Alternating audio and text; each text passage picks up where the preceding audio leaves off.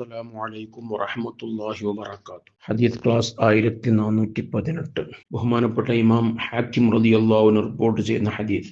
ആയിഷ റളിയല്ലാഹു അൻഹാ ഖാലത്ത്, ആയിഷ റളിയല്ലാഹു അൻഹയിൽ നിന്ന് നിവേദനം, അവിടുന്ന് പറഞ്ഞു, ഖുൽതു യാ റസൂലല്ലാഹ്, ഞാൻ ചോദിച്ചു അല്ലാഹുവിന്റെ റസൂലേ സ്വല്ലല്ലാഹു അലൈഹി വസല്ലം, അയ്യുന്നാസി അഅ്ളമു ഹഖ്ഖൻ അലൽ മർഅ, സ്ത്രീയുടെ മേൽ ഏറ്റവും കടപ്പാടുള്ളത് ആരോടാണ്?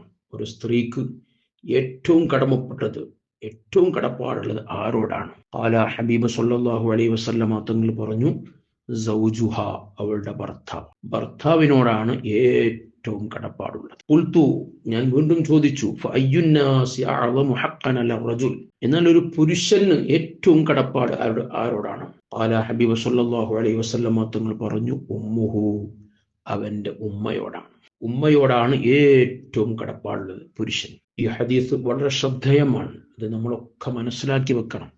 പല കുടുംബങ്ങളിലും പല കുടുംബ പ്രശ്നങ്ങൾക്കും മറ്റൊക്കെ കാരണമാകും ഇത് മനസ്സിലാക്കി വെച്ചിട്ടില്ലെങ്കിൽ. ഒരു സ്വാലിഹത്തായ ഭാര്യ, ആ ഭാര്യ മനസ്സിലാക്കണം, എന്നേക്കാൾ കൂടുതൽ സ്നേഹിക്കേണ്ടത് എൻ്റെ ഭർത്താവിൻ്റെ ഉമ്മയോടാണ്.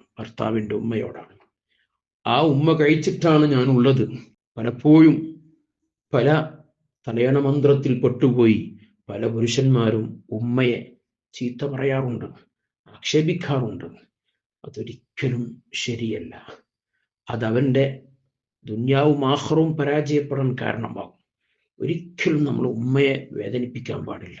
വലാ തഖുൽ ലഹുമാ ഉഫിൻ, ഉമ്മയെ പ്രയാസപ്പെടുത്തുന്ന ഒരു വാക്ക് പോലും പറയാൻ പാടില്ല എന്ന ഖുർആൻ പറഞ്ഞത്. അത് എന്തിന് ഉമ്മയുടെ അടുത്ത് എന്ത് തെറ്റ് സംഭവിച്ചാൽ പോലും, ഉമ്മ നമ്മൾ എന്താക്ഷേപിച്ചാൽ പോലും അത് ഉമ്മയാണ്. 10 മാസം ഗർഭം ചുമന്ന് എന്നെ പോറ്റി വളർത്തിയ ഉമ്മയാണ് എന്ന ബോധം നമുക്കുണ്ടാവണം. ആ ഉമ്മയെ ഒരിക്കലും ആക്ഷേപിക്കുകയോ തരം താഴ്ത്തുകയോ ചീത്ത പറയുകയോ ചെയ്യരുത്.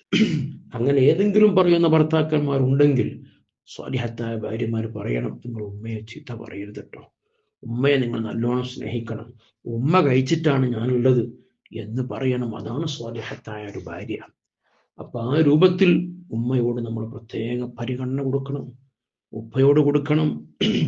ഉമ്മയെ വേണ്ടതുപോലെ സ്നേഹിക്കണം, ആദരിക്കണം, ബഹുമാനിക്കണം. അപ്പോഴാണ് നമ്മുടെക്ക് ഉയർച്ച ഉണ്ടാവുകയുള്ളൂ. അല്ലാഹു തആല ഇതെല്ലാം മനസ്സിലാക്കാനും അതനുസരിച്ച് ജീവിക്കാനും അല്ലാഹു നമുക്ക് തൗഫീഖ് നൽകട്ടെ. ആമീൻ യാ റബ്ബൽ ആലമീൻ. വസല്ലല്ലാഹു അലാ സയ്യിദിനാ മുഹമ്മദ് വഅലാ ആലിഹി വസഹ്ബിഹി വസല്ലം.